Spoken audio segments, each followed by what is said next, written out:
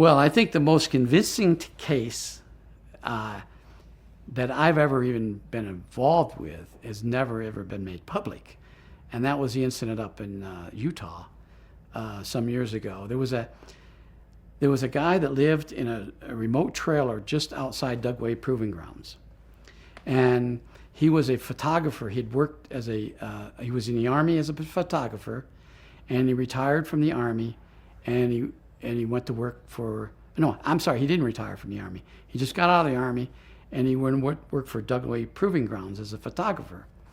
He was never married. He was an orphan. He lived by himself in this single wide, probably 14-foot by 80-foot trailer. He had built some sheds and stuff around it. OSI at Hill Air Force Base called me and said, we got this guy that lives in this remote area up by Dugway that sent us all these photographs of UFOs. He said, and we don't really have anybody up here that's, and this is like 84, latter part of 84 or first part of 85. We don't have anybody up here that can really, talk to this guy intelligently. Could you come up here? Because they didn't have a 9Q. A 9Q is a OSI designation for somebody that investigated these things. So I went up there. I talked to my boss. He said, yeah, go up there, whatever you want to do. I went up there, flew up. We went out and visited this guy. This guy was not a very intelligent person. He had a lot of common sense, but not well educated. He only went to 8th or 9th grade, but there wasn't anything he didn't know about cameras to take pictures. He learned this all on his own. I mean, the Army taught him, but then he, for years at Dugway, he took pictures of things out there. He showed us a book of all these photographs and these creatures. And we were saying, where did you get these things from? He said, they land out here.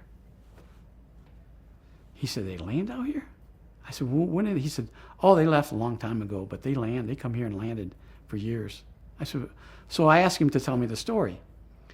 And he tells me that in 68, the latter part of 68, he came home from work. It was a fall day. He goes in, makes his meal, and all of a sudden he hears some noises. He has a cat that ran around crazy. And he goes outside and he sees this craft landing in his backyard. And he went in and got his camera. Of course, being a photographer, went out and took pictures. And creatures came out. He took pictures of the creatures. And he has these pictures there. What did they look like? They looked exactly like the Ebens. Mm-hmm. They were Ebens. I mean, they never talked to him. But he said, well, they didn't talk to me with words, but they talked to me in my head. He said, I could understand then that they were having problems understanding me.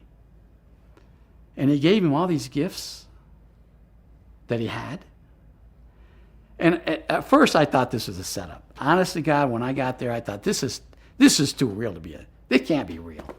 And I tell the guy, the OSI agent from Hill, I said, is this a setup or something? Or this guy had movie props? Or this isn't real. He said, why are you saying that? I said, because it looks too real to be real. He said, no. He said, I don't know. He said, we've never been out here. So he showed us everything.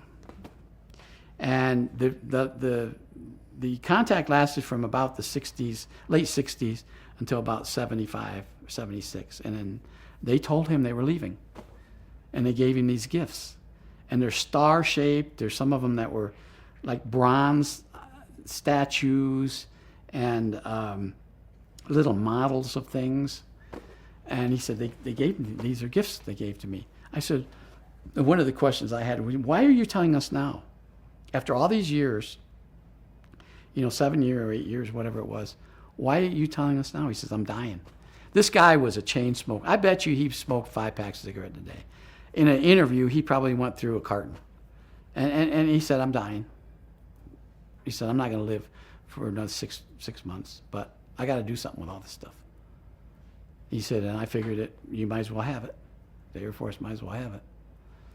So we sent the flag up, and then we got truckloads of people coming down, NSA, CIA, to review all this stuff. We actually had they contracted a company to come down with a moving van to move all this stuff, package it in a unique manner, because they don't know if this stuff is setting off a signal or. I never thought of that until one of the technical people up in Santa Fe, or up the headquarters, said, in Washington, said, you know what? These things might be bugged or something, or radioactive, or. So they took it all up to headquarters, and I don't know. How many objects were there? Oh gosh, there were probably 24. I don't know exactly, probably at least 24. Some of them were just objects that they were made of, I don't know what material, but you couldn't really figure out what they were.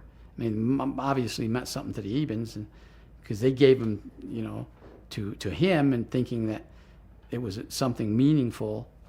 And so they packaged all that stuff up and took it to headquarters, and I never heard anything about it. And I've never read or seen anything on the internet about this case.